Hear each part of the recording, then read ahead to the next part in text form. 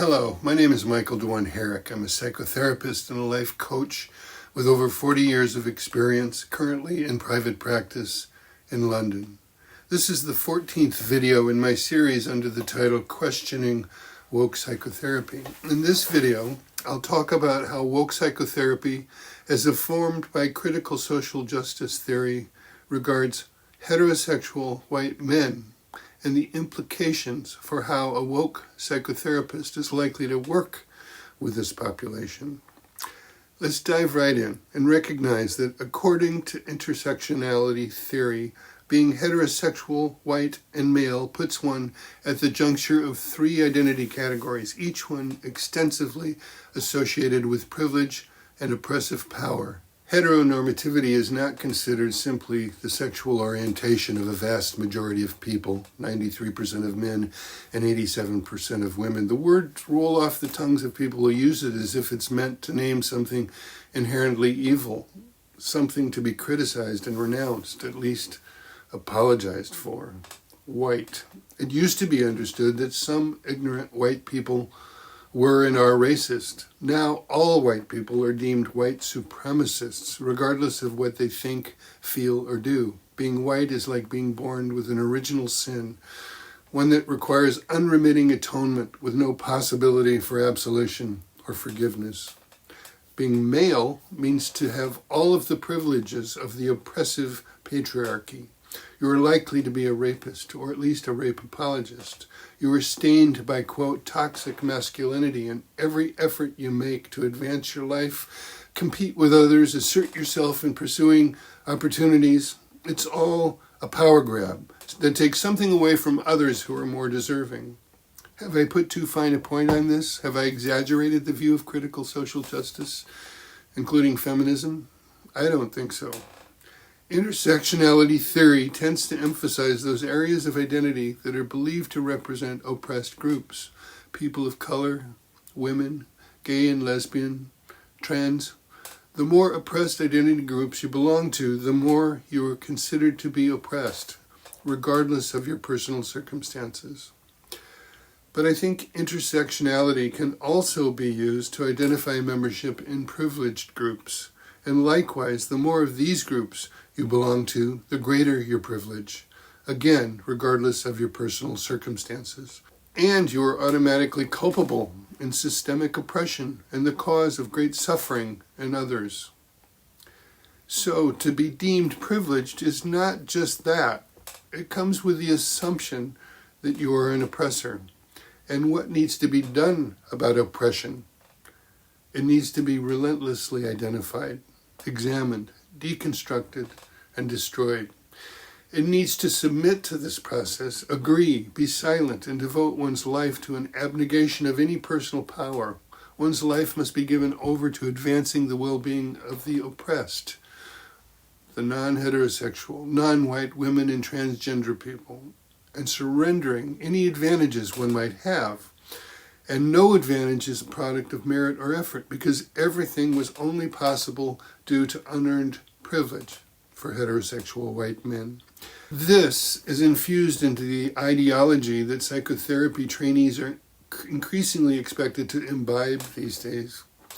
Increasingly, therapists are encouraged to confront clients deemed to be privileged so that they may recognize and contemplate their privilege. Increasingly, psychotherapy is seen as an opportunity for social activism. Clients who belong to oppressed identity groups evoke sympathy for their victim status. Clients who belong to privileged and oppressive groups evoke contempt and confrontation. So what are heterosexual men likely to encounter when they seek therapy? Someone and something ill-equipped to meet them and provide real help. The next waves of therapists trained in this way will not be prepared to form strong therapeutic alliances with heterosexual white men. These therapists, with their heavily politicized view and agenda for activism overtaking the purpose and means of therapy, will not be able to properly serve this population. They will hold these clients in contempt and feel a moral obligation to re-educate them for the sake of a more just society. Men are already reticent to pursue therapy. I imagine that in the future, even fewer will feel it has anything to offer them. Only those seeking confirmation of their feelings of self-loathing will see any value in it. Or perhaps, for non-heterosexual men of color, their intersectionality ranking will relax some of the stigma associated with their maleness. Male privilege is a concept that has become so pervasively assumed to be true that most people never question it. If it is so true, then how can those who put so much stock in it account for the following? In terms of homelessness, in the UK, 82% of the homeless are men. In the US, 70% of the homeless are accounted for by men. Workplace deaths in the UK, 94% men. In the US, it's similarly high.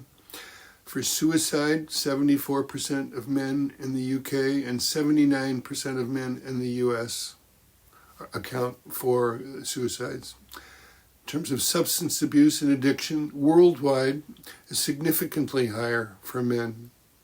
Victims of violent crime are also significantly higher for men. I don't mean to say with this information that men have no privileges and are just victims of gender inequality, although they might be in some ways. I offer this to challenge the simplistic assumption that men, all men, can be assumed to be privileged oppressors. Men, even white heterosexual men, struggle and suffer like everybody else. For an in-depth exploration of issues that impact men and the general social lack of care and concern about these things, I recommend William Collins' book, The Empathy Gap, subtitled Male Disadvantages and the Mechanisms of Their Neglect. White heterosexual, and I could add cis men, have 3 or 4 counts against them. Through the lens of critical social justice, they are a problem to be addressed, not human beings with problems who need support. This concerns me in 2 ways. First, I'm concerned that men who are already struggling with mental health issues will continue to deteriorate within a culture that demonizes them and equates their efforts at self-assertion and advancement as synonymous with oppression. And further, that psychotherapy will increasingly become a hostile place for them, ill-equipped to offer any real help. Secondly, I'm concerned with what happens when any group is pervasively and persistently demonized and attacked. That group will eventually establish solidarity within itself, take pride in its immutable characteristics, and strike back. Critical social justice activists must know this better than anyone else. The continual deconstructing, dismantling, decolonizing, dehumanizing, and destroying of any group scapegoated as oppressive will almost inevitably lead to reactionary movements. The worst forms of populism and real overt assertions of supremacy. Activism can wind up producing just the kinds of reactions that it needs to justify its ongoing project. I've begun to wonder, to what degree is this a conscious intention? In concluding, I just want to add that as a heterosexual white male, I am speaking from the positionality of my lived experience, to borrow from the lexicon of critical social justice. I'm sure this will piss someone off. Well, if you like this video, please give it a like, subscribe to my channel, hit the bell for notifications, leave me a comment, and until next time, take care of yourself, take care of each other, and I hope to see you in the next video.